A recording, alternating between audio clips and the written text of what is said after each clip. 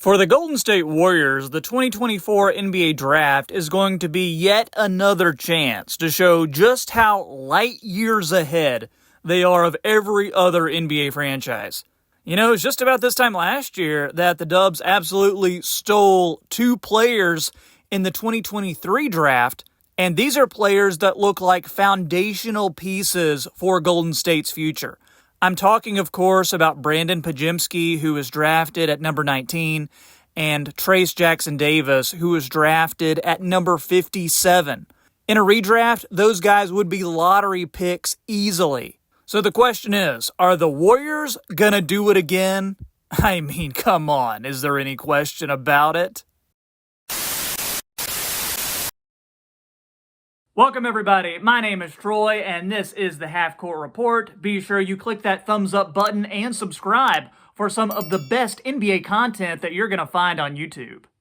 So the Warriors don't have a first round pick this year due to a trade from several years ago, but they do have a pick in the second round at number 52. And I know what you're saying. You're never going to get a good player that late in the draft. Don't be such a casual. It happens every year that someone drafted late, or maybe not at all, becomes a legit NBA player. So I'm going to give you some names that Warriors fans need to know because there is a good chance one of the guys that I'm about to tell you about could be on the team when the season starts. And I'm also going to have the stats for each guy that I put up here on the screen too. So first off, Jamal Shead, 6'1" guard, about 200 pounds, played for the University of Houston. He's tough, he's physical, he's a hard-nosed dude who just brings intensity to every possession. He's one of those pass-first players who prefers to penetrate into the lane than kick it out. He can finish in the lane, he also has touch from mid-range. He can hit the three despite not being a high-volume shooter, so that's one thing he could improve on in the NBA. I see him as a backup guard who brings that defensive intensity, but also the ability to run an offense.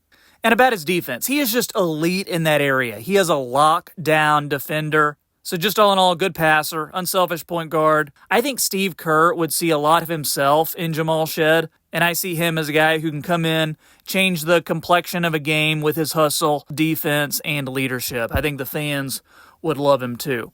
Next up, I want to talk about Cam Spencer, 6'3", about 200 pounds, from the championship UConn team. Potentially, he is the best shooter in the draft. 48% from the field, 44% from three, and over 90% from the line. Super efficient scorer, too. A lot of his three-point shots come on catch-and-shoot opportunities. He's just a solid connector who makes good passes, good hands, good defensive instincts, just good basketball fundamentals in general. And like Jamal Shead, who I just talked about, I like Spencer's hustle, I like his attitude, I like his leadership when he's out there. It must run in the family because Cam's brother, Pat, plays for the Warriors on a two-way contract. But Cam, a lot like his brother. He's a winner, he's a leader, and a guy who just makes winning plays. I also want to talk about the one and only Bronny James, 6'3" guard, about 210 pounds, one-and-done freshman from USC. You know, Bronny, he didn't have the best year in college. He had some health issues at the beginning of the year. He could never really get it going.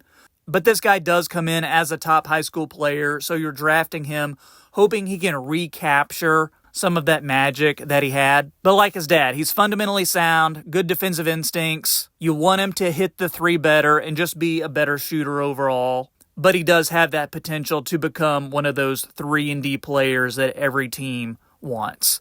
Plus, LeBron has said on multiple occasions, I want to play with my son in the NBA. Drafting Bronny would be a way to get LeBron on that Warriors team.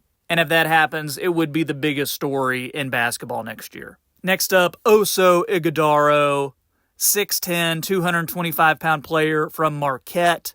This is what an NBA scout said about Oso. His skill set is similar to the passing from Draymond Green, how he'll skip passes. Oso can defend and is athletic, but he can't shoot. But Oso had a really good college career at Marquette, served as a playmaking five.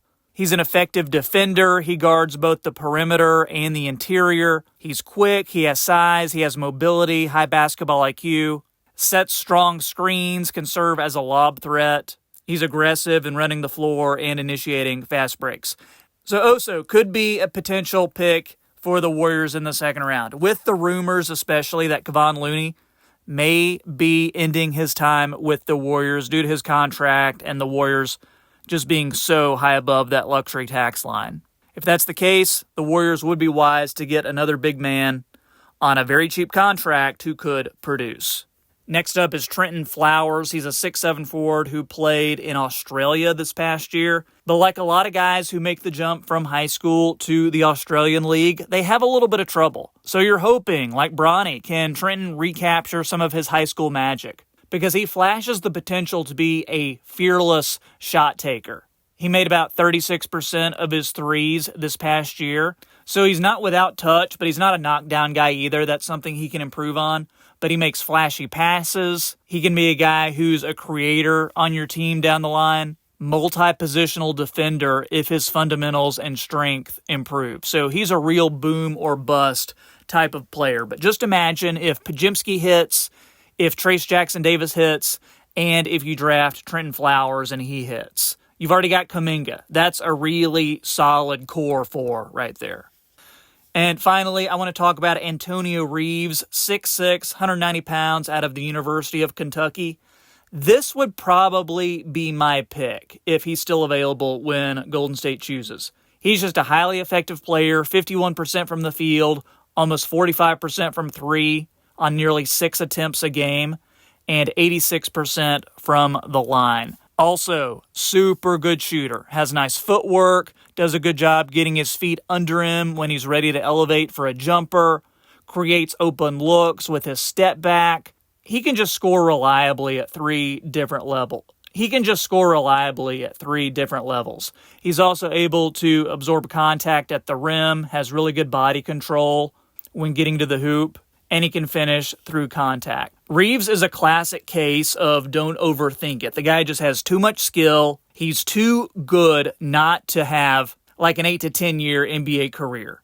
He's got the resume, and the odds are he's going to be good in the pros.